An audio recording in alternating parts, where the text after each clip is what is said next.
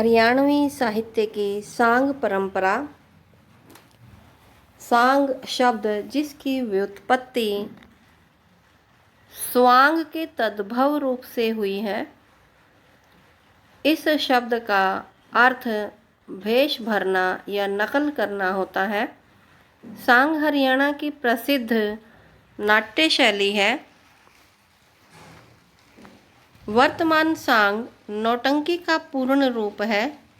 इसे नाट्यात्मक संगीत प्रधान जन कला भी कहा जा सकता है।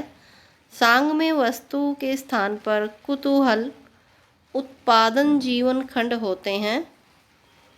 इसमें पात्रों के स्थान पर कलाकार, संवाद की जगह वार्ता एवं जवाब तथा आनंद की जगह मनोरंजन होता है। हरियाणा में लोकमंच को सांग के नाम से जाना जाता है। सांग शब्द स्वांग शब्द से बना है, जो नाट्यशास्त्र के रूपक शब्द का पर्याय है। सांग हरियाणा की संस्कृति के जीवन का दर्पण है। यहाँ के निवासियों के सामाजिक और नैतिक मूल्य, लोक जीवन से जुड़ी वीरता और प्रेम की कहानियाँ, खेत खलिहान, दान पुण्य और अतिथि सत्कार के भाव को अभिव्यक्त करता है। सांग गीत, संगीत और नृत्य का कला संगम है। 18वीं शताब्दी से पूर्व सामूहिक मनोरंजन के दो साधन थे, मुजरा और नकल। संपन्न परिवारों में विवाह आदि के अवसर पर ये कार्यक्रम होते थे। मुजरे के लिए नृत्यांगनाएं आती थीं और नकल के लिए नकलिए या नकालों को बुलाया जाता था, जो अपने अपने तरीकों से सामूहिक मनोरंजन किया करते थे। परंतु एक सभ्य समाज में नृत्यांगनाओं व नकालों को हेय की दृष्टि से देखा जाता था। ऐसी परिस्थिति में सांग का उद्भव हुआ। हरियाणवी सांग का मंच आडंबरहीन व सादा होता है। किसी भी खुले स्थान पर तख्त लगाकर और उन पर दरियां बिछाकर सांग की स्टेज तैयार कर ली जाती है। इसमें न किसी पर्दे की आवश्यकता होती है और न ही नेपथ्य की। यहाँ पर सब कुछ खुले में दर्शकों के सामने होता है, चाहे वो प्रवेश हो, प्रस्थान हो, संवाद हो, गाना हो या नाचना हो। सब कुछ विभिन्न पात्रों के द्वारा खुले मंच पर ही किया जाता है। हरियाणा में सांग का आरंभ लगभग 1730 ईस्वी में हुआ। किशनलाल भाट के सांगों का अधिक इतिहास तो हमें उपलब्ध नहीं है, परंतु यह जानकारी अवश्य है कि उन्होंने सांग कला को जन जन तक पहुंचाया। उन्होंने नृत्य और नकल में कथानक और नाटकीय तत्वों को डालकर सांग कला को एक नई दिशा प्रदान की। इससे पूर्व पुरुष सांग नहीं करते थे, अपितु वेश्याएं सांग करती थीं। हरियाणवी सांग परंपरा का प्रथम काल, जिसे आरंभिक काल कहा गया है, इस काल की समय सीमा 1200 ईस्वी से 1750 ईस्वी तक मानी गई है। सर्वप्रथम 9वीं सदी में कणहप्पा ने डोमिनी के साथ स्वांग करने का आह्वान योग साधना के संदर्भ में किया था। श्री रामनारायण 11वीं शताब्दी में पंजाब के मलजाट रावत राजपूत रंगा जुलाहे ने स्वांग मंडली बनाई, ऐसा श्री रामनारायण जी का कहना है। पंडित रामकिशन व्यास जी 13वीं शताब्दी में हरियाणवी सांग का आरंभ मानते हैं। गुजराती पंडित बिहारी लाल के सांग से इसका उद्भव उन्होंने स्वीकार किया है। बिहारी लाल का शिष्य चेतन ने इस परंपरा को बिहारी लाल का नहीं, पंडित रामकिशन व्यास जी का शिष्य है चेतन। इन्होंने सांग परंपरा को आगे बढ़ाया। औरंगजेब ने सांग पर प्रतिबंध लगाए। इनकी मृत्यु के पश्चात बालमुकुंद एवं उनके शिष्य शिव कुमार व किशनलाल भाट ने पुनः सांग परंपरा को जीवन प्रदान किया। किशनलाल भाट को सांग परंपरा का भीष्म पितामह कहा जाता है।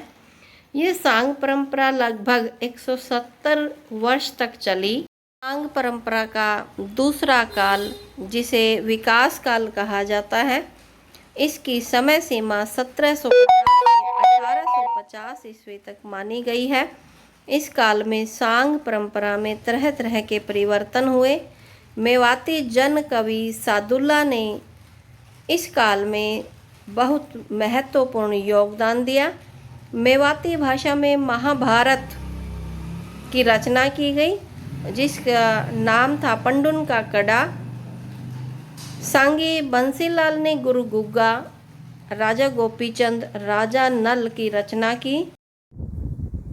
किशनलाल भाट के बाद बंसीलाल नामक सांगी ने 19वीं सदी के आरंभ में अभिनय किया। उनके सांग गोपीचंद का विवरण प्रसिद्ध लेखक आर.सी. टेम्पल ने the legends of the Punjab में किया है। बंसीलाल के सांग कोरवी क्षेत्र अंबाला और जगाधरी में होते थे। 19वीं शताब्दी के मध्य में अलीबख्श नामक सांगी प्रसिद्ध हुए। उनका कार्य क्षेत्र धारूहेड़ा, रेवाड़ी, मेवात और भरतपुर थे। उन्होंने चौबोला, जिकारी, बहार, गज़ल और भजन के रूप में अपनी गेय रचनाएं प्रस्तुत की। उनके प्रसिद्ध सांग रहे पद्मावत, कृष्णलीला, निहाल दे, चंद्रावल और गुलब कावली। परंतु अलीबख्श की रचनाएं और संगीत लोक धुनों के अभाव में पर्याप्त लोकप्रियता प्राप्त नहीं कर पाए। 19वीं शताब्दी के अंत में आए पंडित नेतराम। आरंभ में वे भजन कीर्तन किया करते थे, परंतु लोगों का रुझान सांग की तरफ अधिक देखकर उन्होंने लोक भाषीय संगीत का सहारा लिया और सांग मंडली का निर्माण किया। उनके प्रसिद्ध सांग थे गोपीचंद, शीलादे और पूर्ण भगत। हरियाणवी सांग साहित्य का तीसरा काल उत्कर्ष काल के नाम से जाना जाता है। इस काल को सांग परंपरा का स्वर्ण युग माना जाता है। इसका समय 1850 ईस्वी से 1950 ईस्वी तक का रहा। इस काल के सांग भक्ति भावना से ओतप्रोत थे। प्रसिद्ध सांगी अलीबख्श, योगेश्वर बालकनाथ, अहमद बख्श थानेश्री, हीरादास उदासी, ताऊ सांगी का नाम लिया जा सकता है। अलीबख्श के सांग था श्री कृष्ण लीला, पद्मावत, फिसाने अजाइब। योगेश्वर बालकनाथ का है पूर्णमल भगत, निहाल दे नर सुल्तान। अहमद बख्श थानेश्री का जयमल फत्ता, गुंगा चौहान, सोरठ चंद्र किरण। हीरादास उदासी का सांग रतन सेन राजा का। ताऊ सांगी का है रुक्मणी विवाह। यह पद्य रचना है, यानी सरलार्थों की तरह लिखी हुई रचना है। 20वीं शताब्दी के आरंभ में एक विशिष्ट प्रतिभा ने सांग के क्षेत्र में कदम रखा। यह प्रतिभा थे लोक छवि छाजूराम के शिष्य सेरी खांडा निवासी दीपचंद। सेरी खांडा जो सोनीपत जिले में है, वहाँ से संबंध रखते थे दीपचंद।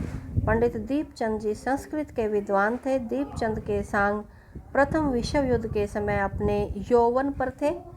उन्होंने किशनलाल भाट द्वारा आरंभ की पद्धति में अनेक परिवर्तन किए। दीपचंद ने अंग्रेजी शासन के साथ भारत में आने वाले हारमोनियम को भी सांग वाद्यों में शामिल किया। उन्होंने कलाकारों और टेकियों की संख्या भी बढ़ा दी, जिनका काम था मुख्य सांगी या सांग के पात्रों द्वारा गाए गए आरंभिक मुखड़ों को दोहराना। दीपचंद के स्त्री पात्रों के आभूषण और वस्त्र सज्जा जो थे वो काले रंग का लहंगा और उस पर धारू रंग की अंगिया व लाल रंग का ओढ़ना। पंडित दीपचंद के प्रसिद्ध सांग थे सोरठ, शरणदे, राजा भोज, नल दमयंती, गोपीचंद, हरिश्चंद्र, उत्तानपाद और जानी चौर। हरियाणवी साहित्य का चौथा युग, जिसे आधुनिक युग कहा, इसकी समय सीमा 1950 ईस्वी से अब तक की मानी गई है। इस समय के प्रसिद्ध जो सांगी रहे वो हैं मांगेराम, रामकिशन व्यास, धनपत सिंह, फौजी मेहर सिंह, कृष्णचंद्र शर्मा, डॉक्टर रणवीर सिंह दहिया, भारत भूषण सांधीवाल, सुभाष चंद्र शास्त्री। मांगेराम लक्ष्मीचंद के शिष्य थे। इनके प्रमुख सांग अजीत सिंह राजबाला, छैलबाला, अमर सिंह राठौर, चाप सिंह, हीर रांझा, रूप बसंत, पिंगला भरथरी, कृष्ण सुदामा। रामकिशन व्यास जी के सांग हैं रूप कला जादूखोरी, धर्म की जीत, शशि कला सुखवीर, कम्मो कैलाश, सत्यवान सावित्री। धनपत सिंह के बनदेवी, लीलो चमन, हीर रांझा, जानी चोर, गोपी चंद। फौजी मेहर सिंह के सेठ ताराचंद, सुभाष चंद्र बोस। कृष्णचंद्र शर्मा का नरसी का भात, श्रवण कुमार, द्रौपदी स्वयंवर, हनुमान जन्म। डॉक्टर रणवीर सिंह दहिया का शहीद जसवीर सिंह, चंपा चमेली, जलियांवाला बाग, भारत भूषण सांधीवाल। नरसी भात, सीताहरण, कृष्ण जन्म और कीचक वध। सुभाष चंद्र शास्त्री का दुर्गा भाभी, नेताजी सुभाष चंद्र बोस। सांग की इस परंपरा में पंडित लक्ष्मीचंद जांटी निवासी थे। ये इनका विशेष प्रभाव रहा, इन्हें बड़ी प्रसिद्धि मिली। वे निरक्षर थे परंतु आसपास के परिवेश को उन्होंने गहराई से समझा व अनुभव किया। बचपन में लोक कवि मानसिंह के भक्ति गीतों का लक्ष्मीचंद पर विशेष प्रभाव पड़ा। पंडित लक्ष्मीचंद ने उनकी सेवा करते हुए उनके साथ गायन का अध्ययन किया और 16 वर्ष की आयु में उन्होंने अपनी सांग पार्टी की स्थापना की। आरंभ में पंडित लक्ष्मीचंद के सांगों को विशेष प्रतिष्ठा प्राप्त नहीं हो पाई क्योंकि उनके सांगों में श्रृंगार प्रवृत्ति अधिक पाई जाती थी। समाज में इस प्रकार के सांगों को सम्मान की दृष्टि से नहीं देखा जाता था। पंडित लक्ष्मीचंद ने इस बात को समझा और अपने 2 विद्वान साथियों के साथ मिल करके पुराणों की कथाएं सुनी, उपनिषदों के प्रसंग सुने और अनेक दर्शनों की गुत्थियों की चर्चा करते हुए उनके ज्ञान को अपने भीतर आत्मसात किया। इस प्रकार उनकी श्रृंगारी प्रवृत्ति पर आध्यात्मिकता का पुट चढ़ता चला। तत्पश्चात लक्ष्मीचंद ने पौराणिक लोक कथाओं से संबंधित और अपनी कल्पना पर आधारित सांगों की रचना की और मनोहारी मंचन भी किया। उन्होंने लगभग 2500 रागनियों और 1000 नई लोक धुनों का विकास किया। उनके प्रसिद्ध सांग हैं हरिश्चंद्र मदनावत, नौटंकी, शाही लक्कड़हारा, नल दमयंती, सत्यवान सावित्री, शकुंतला, द्रौपदी चीर, उत्तानपाद, भक्त पूर्णमल, हीर रांझा, सेठ ताराचंद, मीराबाई, पद्मावत, जानी चोर, हीरामल, जमाल और राजा भोज आदि। पंडित लक्ष्मीचंद के बाद सांगियों में नाम जुड़ता है मांगेराम का। मांगेराम जी ने ऐतिहासिक, पौराणिक, भक्ति, लौकिक गाथाओं से संबंधित सांगों का डंका हरियाणा के गांव-गांव में बजाया। यही नहीं, वे राष्ट्रवादी भावनाओं से प्रेरित, सामाजिक जीवन से संबंधित अभिनय भी अपने कला मंच के माध्यम से करते थे। उनके प्रसिद्ध सांग थे रूप बसंत, हकीकत राय, कृष्ण जन्म, ध्रुव भगत, गोपीचंद, भरथरी, चंद्रहास, चाप सिंह और शकुंतला। उनके सांगों की प्रसिद्धि फिरोज जालंधर, अमृतसर, लाहौर, मुल्तान, बन्नू के हाट तक के इलाकों तक पहुंच गई थी। मांगेराम के साथ साथ लक्ष्मीचंद के शिष्य माईचंद, सुल्तान, रतिराम और चंदन भी सांग करते थे। दादी जो दादरी से थे, इनका नाम सांग के लिए उल्लेखनीय है। उन्होंने सांग में स्वाभाविकता लाने के उद्देश्य से अपनी मंडली में स्त्रियों को स्थान दिया, किंतु यह सुधार सर्वमान्य न हो सका। इन्होंने दूसरा प्रयास किया टिकटों पर सांग दिखाने का, परंतु उनका यह प्रयास भी कुछ समय के बाद असफल हो गया। बीजा सोरठ उनके प्रसिद्ध सांग का नाम था। कई अन्य सांगों को भी उन्हें सांग मंच पर सफलता से मंचित किया। मांगेराम के समकालीन सांगी निंदाणा निवासी धनपत सिंह हुए। धनपत सिंह की गायन शैली और अभिनय कहीं उत्तम था, परंतु रागनी रचना की दृष्टि से मांगेराम इनसे भी अग्रणी थे। धनपत सिंह के प्रसिद्ध सांग थे लीलो चमन, जानी चोर, सत्यवन सावित्री, बन देवी। उनका लीलो चमन सांग भारत विभाजन पर आधारित था, जो राष्ट्रीयता की भावना से प्रेरित था। सत्यवान सावित्री सांग के माध्यम से उन्होंने नारी शक्ति को विशेष रूप से प्रेरित किया। रामकिशन व्यास ने भी सन 1945 से 1990 तक इस परंपरा को बखूबी निभाया। ये सांग और रागनी के क्षेत्र में व्यास जी के नाम से प्रसिद्ध हुए। उन्होंने अनेक सांगों की रचना की और अभिनय भी किया। रामकिशन व्यास की रचनाएं अत्यंत लोकप्रिय रहीं। उनके सांग मंच को सुशोभित करने वाले व्यक्ति थे।